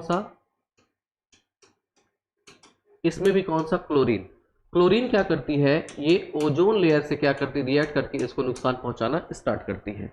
तो वाष्पशील क्लोरीनेटेड हाइड्रोकार्बन नुकसान पहुंचाता है। थर्मल पावर प्लांटों से उत्सर्जन, अब थर्मल पावर प्लांटों से हम जानते हैं कि यहाँ पे कोयला जलाया जाता है, और कोयले जलाते हैं तो यहाँ पे नाइट्रोजन के ऑक्साइड निकलते हैं और सल्फर के ऑक्साइड निकलते हैं, और जब ये जब पानी से मिलते हैं, जब बादल से मिलते हैं, तो ये क्या करते हैं, एसिड रेन बनाएगा। ठीक है, H2O से मिलेगा तो क्या होगा, यहाँ से एसिड, और इससे क्या बनेगा, एसिड रेन। तो यहाँ पे देखा जाए तो थर्मल पावर प्लांट तो बी तो है नहीं, अब बी नहीं है तो बी कट कर दो, बी नहीं है तो बी कट कर दो, बी नहीं है तो इसमें है नहीं, यहाँ पे AD है और एक क्या है, ACD है, और डी वाला दोनों में है, A वाला दोनों में है, C वाला चेक कर लेते हैं। अर्बन वेस्टेज, अब urban wastage, combustion of urban wastage, अब हम लोगों ने कभी पढ़ा है क्या, इससे हम लोगों ने, आप अगर देखें अर्बन वेस्ट का दहन जब करते हो, अब ध्यान देना, मैं क्वेश्चन पीछे ले जा रहा हूं आपको, थोड़ा सा पीछे ले जाऊंगा आपको, अब यहां से ध्यान दीजिएगा। जब अर्बन वेस्ट में हम आए थे तो यहां से इस वाले क्वेश्चन पे देखें, कहां गए, इसमें नहीं, पीछे ले जा रहा हूं मैं आपको, यहां पे पॉलीक्लोरिनेटेड बाइफेनाइल्स, जिसको हम PCBs बोलते हैं, PCBs अगर वहां पे होता तब आंसर सही हो जाता, लेकिन हम यहां पे बात करें इन वाले इसमें। ठीक है, तो ऐसे ही क्वेश्चन पकड़े जाते हैं, और ऐसे ही क्या करोगे, जब आप सॉल्व करोगे तो ये चीजें आपको अच्छे से आएगी। ठीक, यहां से देखें तो क्या है, अर्बन वेस्टेज, तो वहां PCBs होंगी, ना कि जाके ओजोन को क्या करेगी, क्षरित करना स्टार्ट करेगी। लेकिन नाइट्रोजन के उर्वरक का अत्यधिक उपयोग करते हैं, तो जैसा क्लोरीन करती है ना, यहाँ पे अपना यहां से ये खेल करती है, वैसा ही क्या करती है, नाइट्रोजन के भी कुछ ऑक्साइड्स हैं, वो क्या, यहाँ पे इस वाले नाइट्रोजन के ऑक्साइड को छोड़ करके कुछ नाइट्रोजन के ऑक्साइड हैं जो कि क्या करते हैं, NO2 जिसकी बात किया जाए, ये सब क्या करते हैं, ओजोन के साथ ये भी प्रतिक्रिया करना स्टार्ट करते हैं। तो कहीं ना कहीं आपको यहाँ पे नाइट्रोजन समिश्र जो उर्वरक होते हैं, ये क्या करते हैं, पानी के साथ, पानी होता है, और जैसे किसान ने डाल दिया, पानी के साथ वाष्पित होकर पहुंचते वायुमंडल में, और वायुमंडल से फिर अगर ये ओजोन लेयर तक अगर पहुंचते हैं तो उसको भी नुकसान करना स्टार्ट करते हैं। ठीक है, तो यहाँ पे जो अपना आंसर है ये डी वाला भी होगा, और सी वाला मैंने बताया कि अर्बन वेस्टेज से PCBs बनती है, ना कि ये, तो सी वाला गलत होगा, अपना आंसर क्या होगा, यहाँ से दूसरा वाला होगा। ठीक है, आइए नेक्स्ट क्वेश्चन पे आते हैं हम लोग। नेक्स्ट क्वेश्चन क्या है,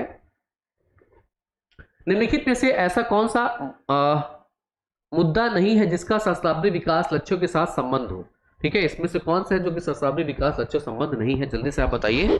ठीक है, जब आपको ये 8 लक्ष्य अगर याद होंगे डियर स्टूडेंट्स तो आप बिल्कुल कर लेंगे। इसमें से अगर हम सीसी मितुदर की बात करें तो सीसी मितुदर उसमें थी, पर्यावरण समस्थनीयता इन्वायरमेंटल सस्टेनेबिलिटी की बात की जाए तो ये भी इसमें था, प्राथमिक शिक्षा की बात करें ये भी उसमें अवेलेबल है, लेकिन मानव या ह्यूमन राइट्स की बात नहीं करता इसलिए यहाँ पे नहीं है। तो अपना आंसर कौन सा होगा, सी होगा। इसमें अगर पुट वाले क्वेश्चन बनाए जाए तो इसमें भी ऑप्शन ए ऑप्शन बी किया जा सकता है। इसको मैंने जल्दी सॉल्व इसलिए करवा दिया क्योंकि इसको आपको हो सकता है ये पता हो, नहीं पता है तो आप 8 जो लक्ष्य है उसको सर्च कर लीजिए, आपको मिल जाएगा गूगल पे, आप पढ़ लीजिएगा या मेरा वेट करिए मैं पढ़ाऊंगा। ये क्वेश्चन है, वर्तमान में कार्बन डाइऑक्साइड के उत्सर्जन की प्रति व्यक्ति उत्सर्जन, यहाँ पे क्वेश्चन क्या पूछा गया है, प्रति व्यक्ति के लिए पूछा गया है, तो आप इसका आंसर देने की कोशिश करिएगा।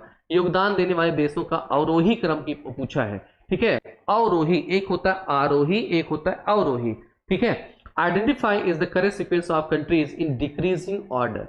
ठीक है, किसमें पूछना है आपसे, डिक्रीजिंग ऑर्डर में। ठीक है, बताना है यहाँ पे कौन सा होगा। फिर से वही देश है आपके सामने जिसमें भारत है, चीन है, संयुक्त राज्य अमेरिका है एंड जापान है। ठीक है, बताइए भाई कौन सा होगा।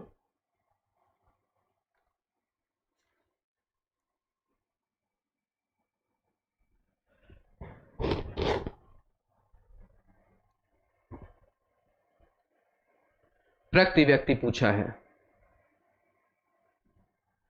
जब हम यहां चले आए डियर स्टूडेंट, दोनों में कंपेयर करिए।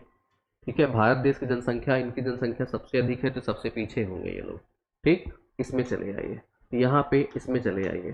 इन सब की अगर हम बात करें तो इन सब में कौन है, संयुक्त राज्य अमेरिका क्या है, सबसे अधिक है। ठीक है, एमिशन सबसे अधिक करता है और सबसे ज़्यादा नौटंकी यही करता है। ठीक है, बात करने के लिए कि हम ग्लोबल वार्मिंग फला चीज़ें, जैसे डोनाल्ड ट्रम्प थे इससे हट गए थे। ठीक है, लेकिन फिलहाल फिर इसके बाद चले आए जापान जिसकी जनसंख्या यहाँ से, फिर इसके बाद अगर देखा जाए इन दोनों में जब आप कंपेयर करोगे, जब तक इसकी पॉपुलेशन भारत की इससे कम थी तब तक ये आगे था, अब जब डेटा चेंज होगा तो ये आगे हो जाएगा भारत देश। ठीक है, तो यहाँ पे क्या है, बी, फिर इसके बाद ए। तो आयोग ने आंसर जो माने हैं वो ये माने हैं। ठीक है, अपने हिसाब से वेबसाइट पर जाके चेक करेंगे तो यही मिलेगा। ठीक है, आगे बढ़ते हैं। नेक्स्ट क्वेश्चन, ये मैं दिमाग नहीं लगा रहा हूँ, ये जो आयोग है, जो रिपोर्ट है वही कहती है। यहां से आइए सॉरी, नीचे 2 कथन दिए गए हैं।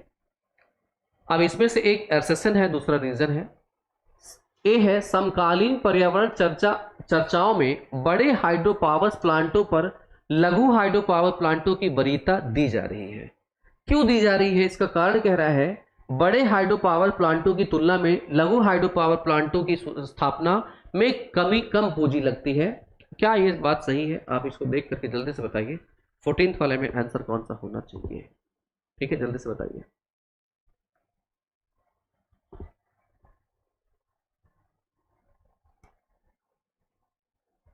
बताइए भाई जल्दी से।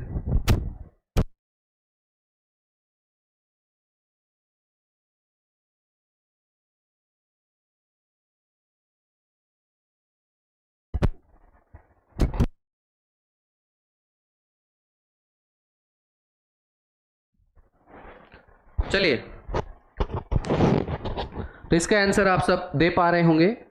यहां से अगर हम बात करें डियर स्टूडेंट्स, सबसे पहले समकालीन पर्यावरणीय चर्चाओं में बड़े हाइड्रो पावर प्लांटों पर लघु हाइड्रो पावर प्लांटों की वरीयता दी जा रही है। बिल्कुल सही बात है।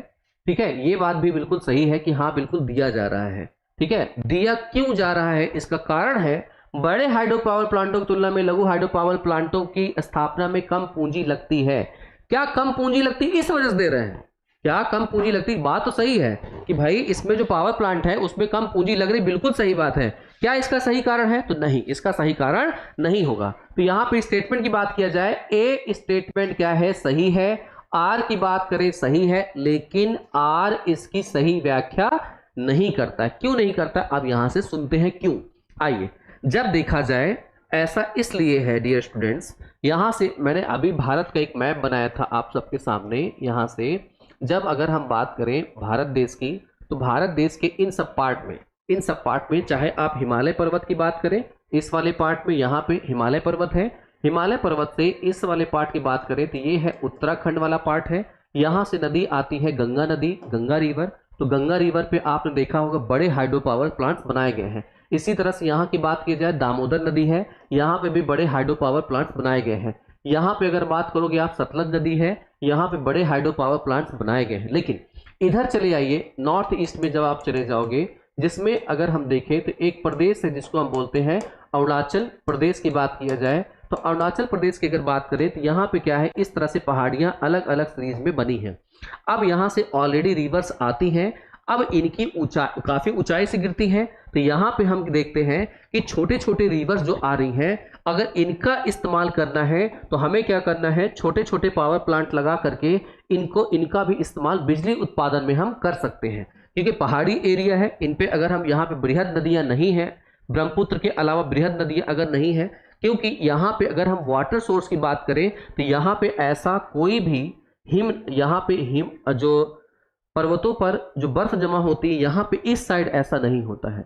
बर्फ जो जमा होते इधर होता है। यहाँ पे साल भर वर्षा पानी बना रहता है और बड़ी बड़ी नदियाँ यहाँ से उद्गमित होती, लेकिन इधर से इधर ऐसा नहीं है। इसलिए छोटे पावर प्लांट बनाए जा रहे हैं, ना कि कम खर्च के कारण। ठीक है, ठीक। तो यहाँ से देखा जाए तो इसमें जो उत्तर होगा आपका, तो यहाँ पे ए सही है, आर सही है, लेकिन इस पर इस वजह से वरीयता दी जा रही वो गलत है। ठीक है, चले। तो यहाँ से देखा जाए तो आंसर आपको क्या होना चाहिए, A and R both are correct. ठीक है, तो ए एंड आर दोनों सही है, आर ए की सही व्याख्या नहीं करता है। यहाँ पे क्या होगा आंसर, बी वाला होगा, सेकंड वाला। नेक्स्ट क्वेश्चन पे आते हैं। भारत में आवासीय क्षेत्रों के लिए दिन में निर्धारित शोर का मानक क्या है। ठीक है, बस आपसे रिक्वेस्ट ये है कि आप सब क्या करिएगा, यहाँ पे ध्वनि प्रदूषण में अगर जाइएगा तो यहाँ पे शोर की मात्रा डीबी में कितना होना चाहिए, क्षेत्र कौन सा है, एक बार आप लोग इसको देखिएगा, गूगल करके खुद से पढ़िएगा, इसको नोट करिएगा। इसका आंसर मैं फिलहाल बताऊंगा, both right but explanation is not correct. बिल्कुल सही बात। ठीक है, जल्दी से बताइए आप सब इसका आंसर।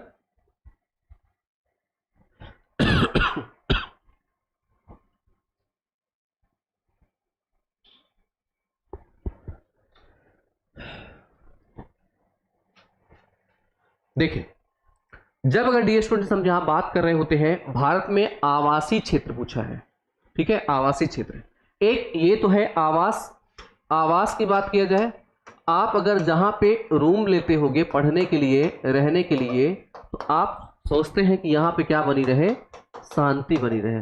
बिल्कुल सही बात है। जब यहाँ पे आप शांति पसंद करते हैं, यहाँ से क्या करना है आपको, 55 dB तक जाना है।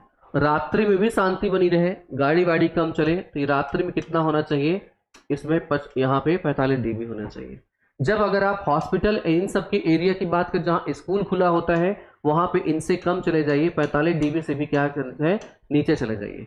औद्योगिक क्षेत्रों की अगर बात करें, जहाँ पे बाजार लगते हैं, मार्केट लगते हैं, ठीक है, 65 dB के अराउंड में होता है, 60 और 65 के अराउंड में। वहीं अगर हम बात करें, जैसे चले जाइए औद्योगिक क्षेत्र में, और जहाँ पे बड़ी बड़ी मशीनें चल रही होती हैं, वो 75 dB से ज़्यादा होती है, रात्रि में 70 dB तक होती है। इसकी एक लिस्ट बनती है, आप उसको बना कर देख लीजिएगा, रख लीजिएगा, क्योंकि इससे क्वेश्चन आपके एग्जाम में डेफिनेटली एक क्वेश्चन पूछा जाता है। ठीक है, चलें, तो आंसर क्या होगा, थर्ड वाला होगा।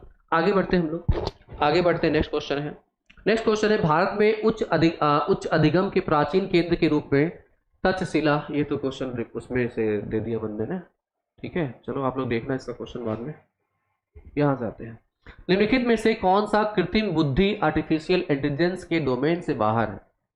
Computer vision, machine learning, deep learning, Texas. तो अब इसका मैं आंसर अगर दूं तो यहाँ पे भी कह दूं टेक्सस होगा, ये नहीं होगा।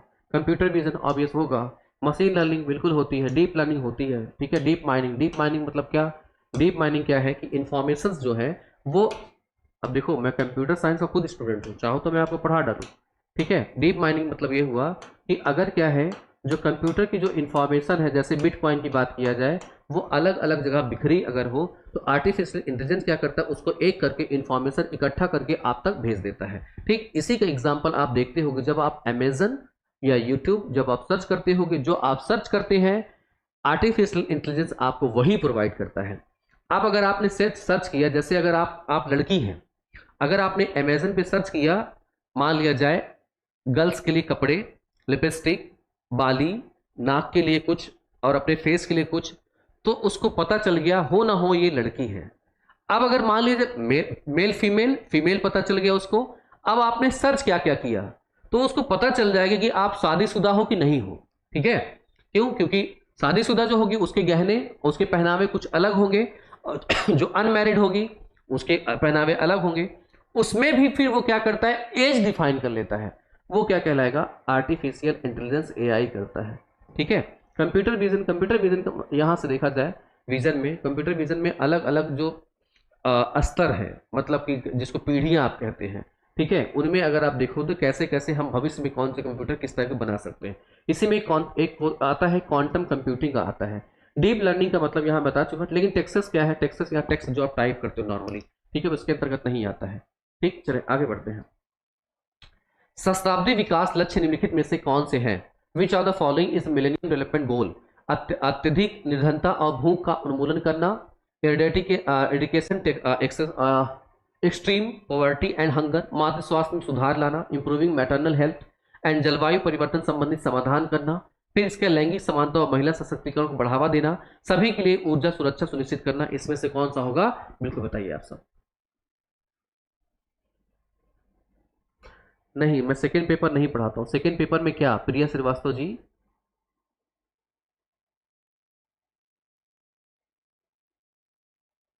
बताइए प्रिया श्रीवास्तव जी, सेकेंड पेपर में कौन सा क्या पढ़ना है आपको?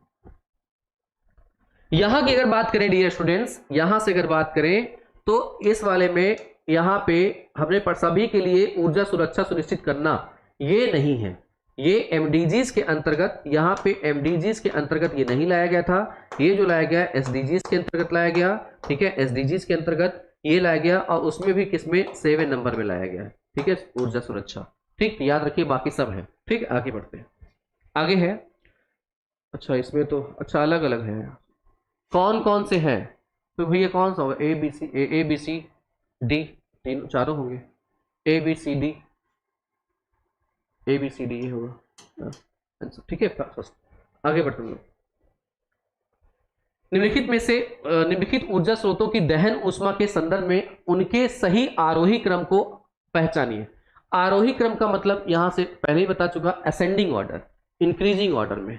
तो कल ये क्वेश्चन क्या हुआ था, रिपीट हुआ था। अब जो बंदा कल पढ़ा होगा डेफिनेटली इसका आंसर कर लेगा।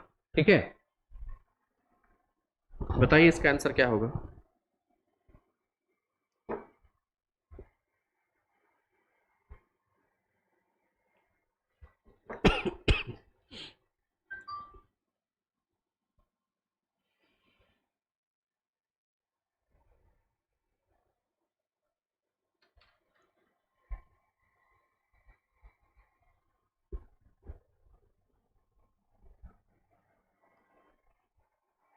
देखते भाई इसका कौन बता पाता है। इन सब की अगर बात करें, सबसे सड़ा हुआ कौन जलेगा? मेथेन CH4 है, गैस है, गैस सबसे अच्छा जलेगा। प्राकृतिक वसा और तेल है, ये क्या है, लिक्विड टाइप का है। ठीक है, लिक्विड है। ड्राई वुड और यहाँ ग्रीन वुड। अब आप सब बुद्धिमान हो गए कि ग्रीन वुड और ड्राई वुड में कौन अच्छा जलता होगा, तो अच्छा जलेगा ये, और ये खराब जलता होगा, तो ग्रीन वुड क्या होगा सबसे आगे, तो डी वाला सबसे आगे, डी वाला सबसे आगे। ठीक है, फिर आ जाओ यहाँ पे शुष्क कास्ट की बात किया जाए, तो शुष्क कास्ट में दोनों दिया हुआ है, तो इन दोनों में आंसर होगा, ये गलत हो जाएंगे, ये गलत हो जाएंगे। ठीक है, फिर प्राकृतिक वसा, लिक्विड है ये। तेल घी होगा, पहले पिघलेगा फिर वो जलेगा, जलेगा, ठीक है, और उतनी मात्रा नहीं जल पाएगा जितना अच्छे से गैस जलता है। फिर मेथेन क्या होगा, सबसे लास्ट में होगा, सबसे लास्ट में होगा, और फिर बी वाला क्या होगा, बीच में होगा। ये आंसर होगा। कल पढ़ा है तो कर लेंगे, नहीं पढ़ा है तो कॉन्सेप्ट याद कर लीजिए कि लिक्विड होगा, गैस होगा, और इस तरह से इसका कंपेयर कर लीजिए।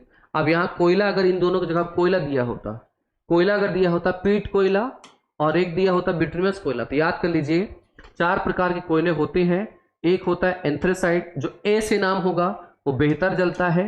एक होता है बिट्यूमिनस, ये उसके बाद थोड़ा सा कम जलता है।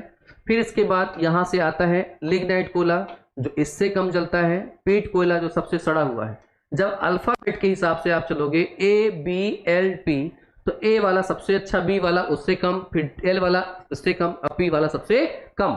इन दोनों में अगर यहाँ पे एंथ्रेसाइट, लिग्नाइट, ब्यूटामास, पीट ये दिया होता तब थोड़ा कंफ्यूजिंग हो सकता था। ठीक है, तो ऐसे इसको भी याद कर सकते हैं आप। ठीक है, चलिए आगे बढ़ते हैं नेक्स्ट क्वेश्चन पे। नीचे दो कथन दिए गए हैं, एक को अभिकथन ए और दूसरे को तर्क आर कहा गया है। ठीक है, यहां से बताना जैविक ऑक्सीजन की मांग बीओडी की काफी उच्च मूल्य वाली प्रदूषित नदियों से दुर्गंध आती है, उसका कारण क्या है? एनॉर्बिक बैक्टीरिया सल्फर डाइऑक्साइड और नाइट्रोजन के ऑक्साइड पैदा करते हैं। तो इसमें से बताना है एसर्शन और रीजन में क्या सही है और क्या गलत है। ठीक है, इसको बताना है आपको।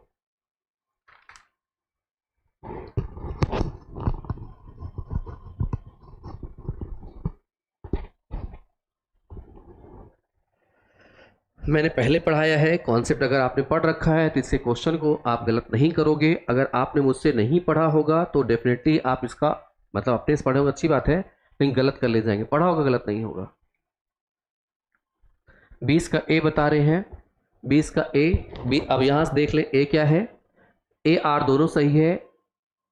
ए की व्याख्या करता है भाई, बाकी ए आर दोनों व्याख्या नहीं करता। ए सही है, आर सही है, ये इसमें से ये सब देख रहे हैं आप। तो 20 का सी भी कुछ लोगों ने दिया हुआ है। 20 का सी क्या है? 20 का सी है कि ए सही है परंतु आर सही नहीं है। और जिन लोगों ने यहाँ पे सी आंसर किया है मैं उनको कंग्रेचुलेसन बोलता हूँ कि आप बिल्कुल सही हैं। ठीक है, ए सही परंतु आर सही नहीं है। क्यों? जब आप मुझसे पढ़े होंगे तो आप याद करिए कि अगर इस तरह से नदी या झील है, उसमें कार्बनिक पदार्थ अगर मिलकर रखा हुआ है और बाहर से आने वाले जो मटेरियल अगर मिलते हैं इसमें, ठीक है, तो इसमें अगर इन्हीं के जो मटेरियल होंगे इसमें बीओडी क्या होगा? बीओडी की मांग होती है। बाहर से आके मटेरियल उनको सड़ाने गलाने की बात करेंगे तो उसमें शैवाल को सीओडी की जरूरत पड़ेगी। ठीक है, केमिकल ऑक्सीजन डिमांड होगी और यहाँ से बायोलॉजिकल ऑक्सीजन डिमांड होगी। यहाँ पे क्या कह रहा है कि जैविक ऑक्सीजन मांग बीओडी की काफी उच्च मूल्य वाली प्रदूषित नदियों का दुर्गंध आती है। अब दुर्गंध आती क्या? उसकी वजह से ये एनॉर्बिक बैक्टीरियाज, इसकी बात की क्या, सल्फर ऑक्साइड और नाइट्रोजन के ऑक्साइड निकालते हैं क्या? बिल्कुल, हमने तो पढ़ा ही नहीं है। पढ़ा ही नहीं क्या? नाइट्रोजन और सल्फर के ऑक्साइड भी निकलते हैं यहाँ पे, ऐसा तो कुछ हमने पढ़ा नहीं है। तो ये वाला तो सीधे सीधे क्या होगा? गलत हो जाता है। ठीक है, ये सीधे सीधे गलत है। बदबू कारण कुछ और होते हैं ना कि ये होते हैं कारण। ठीक है, ये कारण नहीं होते हैं, पहले ही बता चुका, पढ़ाया है मैंने सीओडी या बीओडी कॉन्सेप्ट। और ये जो सल्फर और इसके नाइट्रोजन के ऑक्साइड होते हैं सीधे सीधे हैं, ये कहाँ पे मिलते हैं? जब आप कोयला जलाओगे या तो आप क्या करोगे, जो पेट्रोलियम है इन सब का प्योरीफाई करोगे, ठीक है, तब आपको यहाँ पे नाइट्रोजन और सल्फर के ऑक्साइड मिलेंगे। ठीक, चले आगे बढ़ते हैं हम लोग। तो यहाँ पे आंसर कौन सा अपना? ये थर्ड। आगे है, अधिक खतरनाक अपशिष्टों में शामिल हो सकते हैं। हाई हैजर्डस वेस्टेज में भी कंटेन पैंथोजेंस हो गए, रेडियो एक्टिव अपशिष्ट हो गए, प्रतिक्रियात्मक पदार्थ नॉन रिएक्टिव सब्सटेंसेस हो गए, संचारात्मक पदार्थ हो गए कोरेसिव सब्सटेंसेस। इसमें बताना है कौन सा होगा। आप प्रतिक्रिया जो प्रतिक्रिया ही ना करे, तो आपको जो प्रतिक्रिया ना करे बाकी आप समझदार हैं। बताएं जल्दी से।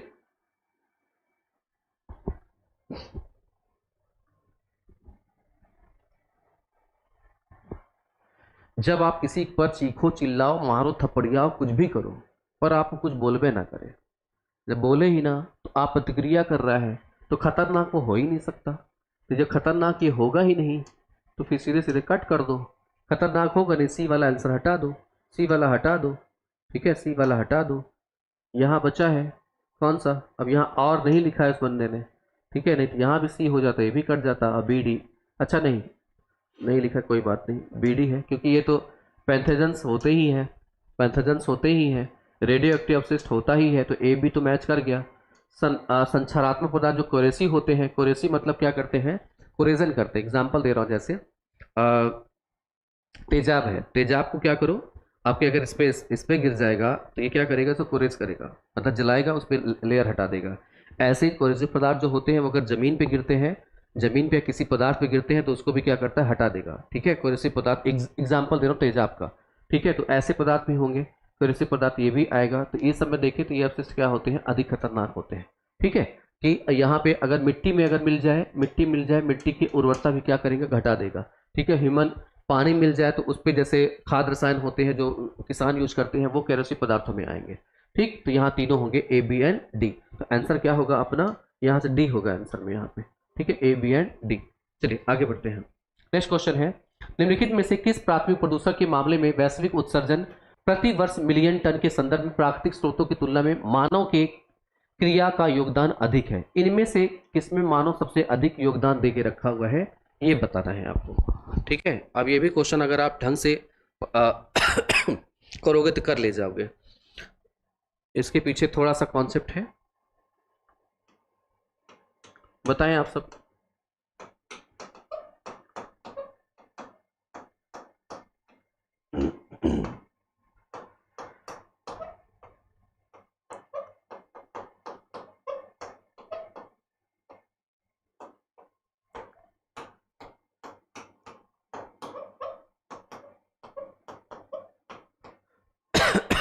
सॉरी,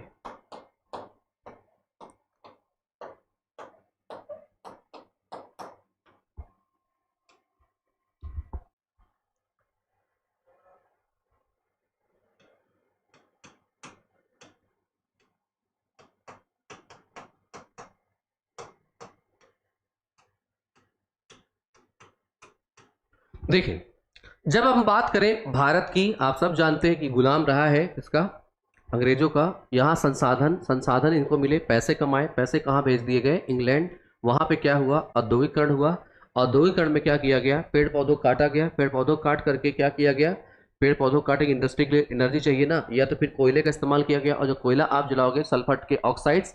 और अभी हमने देखा कि औद्योगिकरण हुआ है 200 से 300 साल पहले, इसने पहले, और फिर इसके बाद ये औद्योगिकरण स्टार्ट किए तो अमेरिका, कहाँ से, यूरोप, यूरोप से अमेरिका, फिर इसके बाद एशिया, इन सब पार्ट में आज भी हम कोयले पे डिपेंड हैं। ठीक है, तो इन सब में जब आप कंपेयर करोगे ना कार्बन डाइऑक्साइड और सल्फर के ऑक्साइड में, तो यहाँ पे सल्फर के ऑक्साइड्स आपको सबसे अधिक मिलेंगे, इसमें इसके योगदान सबसे अधिक बढ़ा है।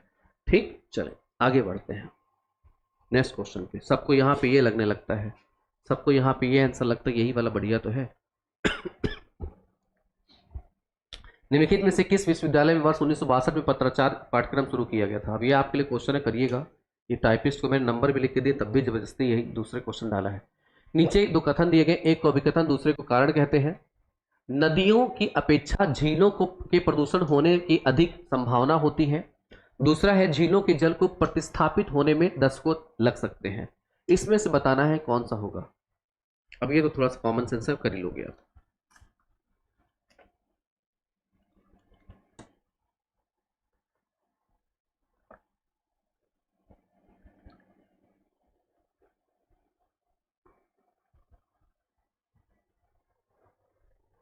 देखिए जब अगर हम बात करें डियर स्टूडेंट्स, बिल्कुल सही बात है कि भाई नदी का जब जल प्रवाहित हो रहा है वो जा करके वो जाके कहाँ मिलेगा, समुद्र मिलेगा। ठीक है, ये तो बिल्कुल सही हो सकता है, लेकिन नदियों की अपेक्षा झीलों के प्रदूषित होने की अधिकांश संभावना होती है। तो नदियां भी प्रदूषित होती है मानव की वजह से, क्यों? क्योंकि इसमें क्या है, अलग अलग जो कंपनियां हैं या टाउन्स हैं वो एरिया से यहाँ पे प्रदूषण मिलते रहते हैं। लेकिन अगर दोनों को ऐसे कंपेयर किया जाए तो ऑब्वियस है जो झील है, झील का जो जल है वो यहाँ पे बरकरार रहता है, और इसमें अगर देखें तो ये। लेकिन समस्या क्या है, क्वेश्चन क्या पूछा गया है, क्या ये इसका एक्सप्लेनेशन कर रहा है, क्या ये इसका कारण है? नहीं, यहाँ पे ये स्टेटमेंट अपने आप में सही है, ये स्टेटमेंट अपने आप में सही है, दोनों के स्टेटमेंट सही हैं, लेकिन ये इसकी सही व्याख्या नहीं करता है। ठीक, यही समझिएगा आप लोग। ठीक है, चलिए आगे बढ़ते हैं हम लोग।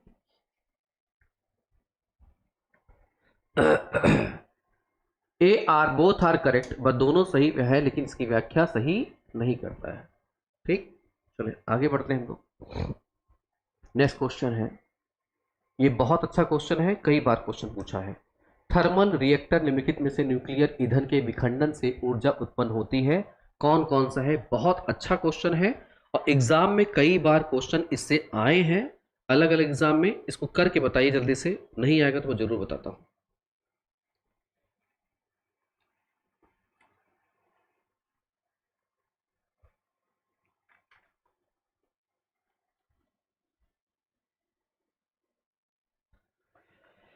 बताइए भाई जल्दी से।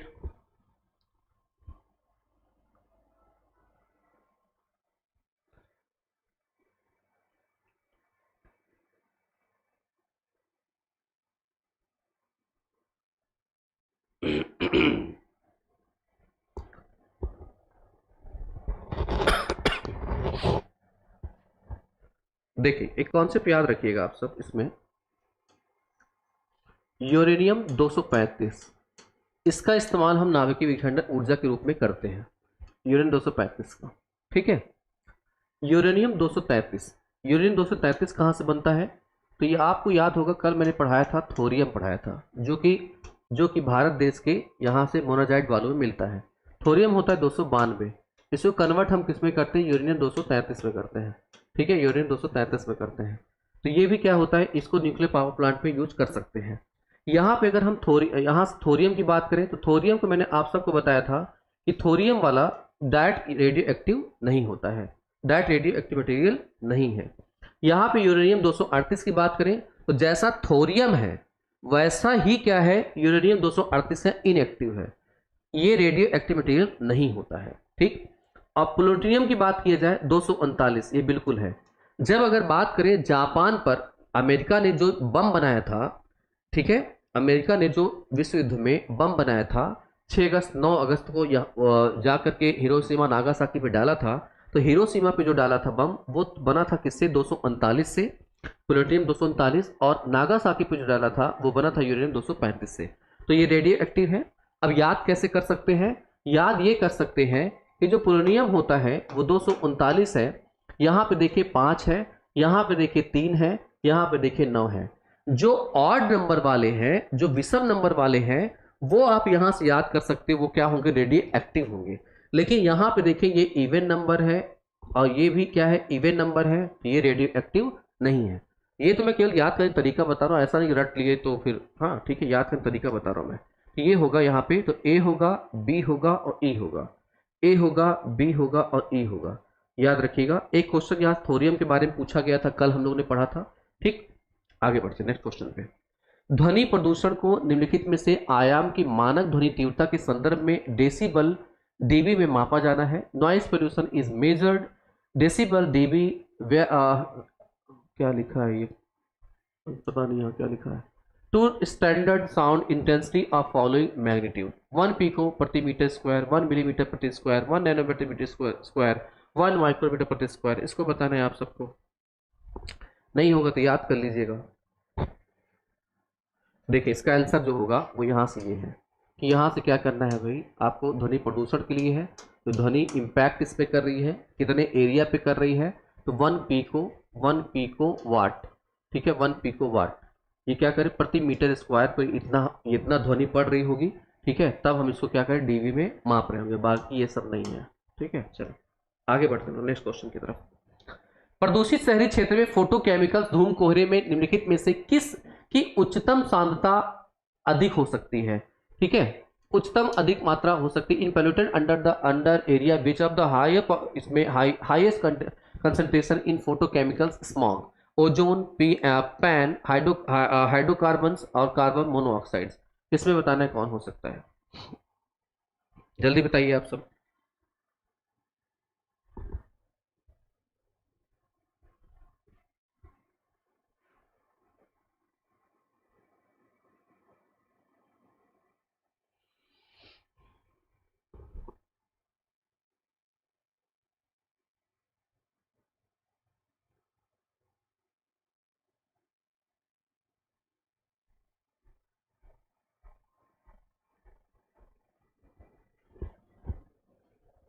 चलो देखिए, याद रखिएगा, एक होता है वीओसी, वोलेटाइल ऑर्गेनिक कंपाउंड्स होते हैं, एक होता है नाइट्रोजन के ऑक्साइड्स होते हैं, एक होता है कार्बन मोनोऑक्साइड।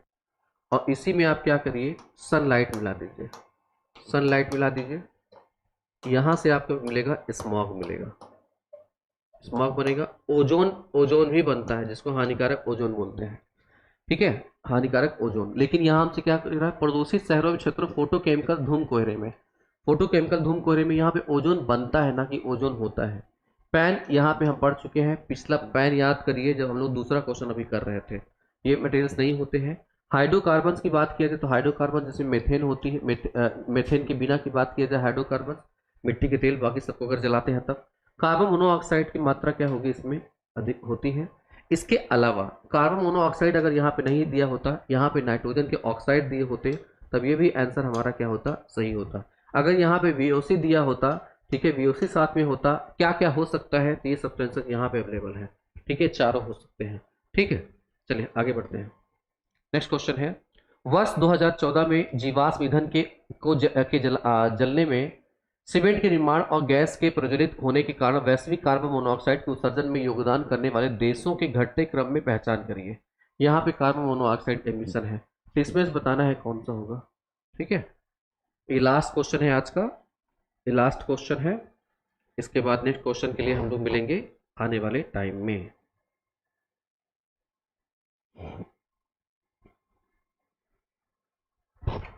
बताना है आप सबको, जल्दी से बताइए।